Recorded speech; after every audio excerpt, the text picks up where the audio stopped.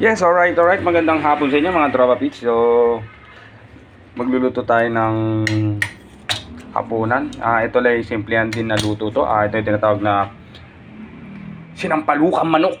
Yan po. Mga 1 kilo bumili po kami. Yan, medyo pipiliin nyo sa palengke, medyo malinis na para hindi na kayo maghihiwa. Yan, then bumili ako ng bunga. Yan. Then naghiwa na rin ako ng sibuyas, tsaka to, luya, iwain ko na rin. Tapos ito, usbong, yan. Nanguha tayo sa puno ng kapitbahay. So, let's go. Tara na. Ayan na mga ingredients natin. Nyeng! Abong! So, ito. Lalagyan ko na siya ng tubig. Ayan. Tutubigan ko na siya.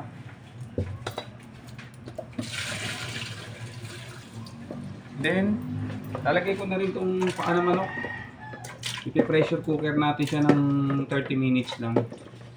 Isang linggo lang. Mga 6 yan, okay na yan. Then, lagay na rin natin itong bawang na to, tsaka luya, sibuyas. Yan. Mekos-mekos na lang natin yan, yes. So, bago nyo takpan, lagyan natin ng paminta. Yan. Siyempre, pag lagay nyo ng paminta, lagay nyo na rin ng asin. Alright. And then, lagay na rin natin itong may binila akong sampalok. Ayan. Lagay na natin. Yan.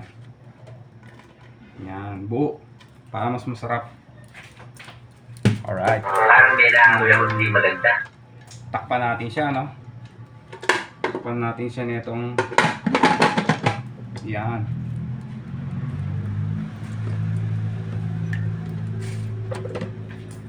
Make sure na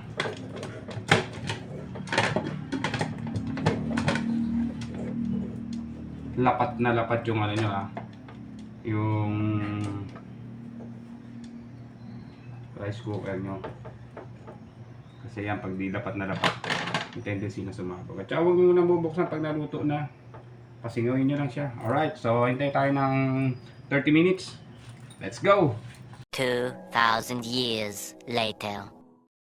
Alright, so hindi ko na pinakita sa inyo kung paano ko pinasingaw. Basta bago nyo patayin, pag pinatay nyo, pasingawin nyo muna para hindi siya sumabog. Huwag nyo agad bubuksan. So ito na yung natin. Ito na yung sinampalukan natin. Ayan, ito malambot siya, oh. Yun, oh.